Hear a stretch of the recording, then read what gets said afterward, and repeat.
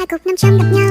Một điều gì rất đậm sâu, buộc chặt hai ta vào nhau. Chỉ cần ngươi nói một câu, vậy là xong luôn ôm nhau. Em chót yêu rồi. Sao anh cứ đi loanh quanh, sao anh cứ văng vắng trong đầu em mãi thế. Như em cho qua lối về, cho em nắm tay anh đi coi là thương anh nhé. This way, nói đây vào tim em đây. This way, nói đây vào tim em đây. Trời sinh vót, trời sinh cỏ, em là cà rốt, anh là con thỏ. Oái hương màu xanh, hoa hồng màu đỏ, ai xem nào như xem. Cho em vào nhỏ này, anh có bị cận thì không vậy? Em đã bật đèn xanh rồi đấy, sao anh cứ đạp phanh mãi vậy? Từ thời tiết nói hôm nay sẽ có nắng ở trong lòng em. Nhìn ra sáng nay anh đã mang mặt trời đến để cơn dịu em. Ngày thêm điều đâu có xa xôi, vì em đã tìm thấy anh trên đời.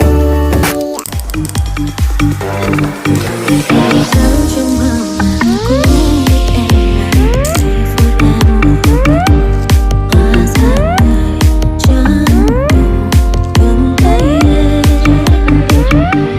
Vậy cần biết bao thơ vọng để nuôi hy vọng trái tim này sẽ dùng được để đáng duyên ra. Rồi khúc ca đầu buồn trút lên sông buồn đâu rất lo trời. Hoa chưa tàn những gió lớn lòng cuốn đi. Cơn côi cô quanh nhìn em với em. Bầu trời chợt kéo mây đen. Đứng trên đêm riêng em rồi bời. Chỉ thấy cất lời xót thương.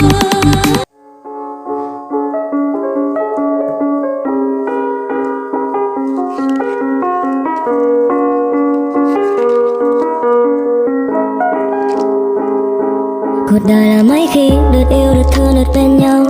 Vì đời rồi sẽ chia ly, tình ta sẽ về hai lối. Người buồn phía nơi xa, một người đành ôm giấc mộng đã qua. Thì thôi hãy yêu thương nhau.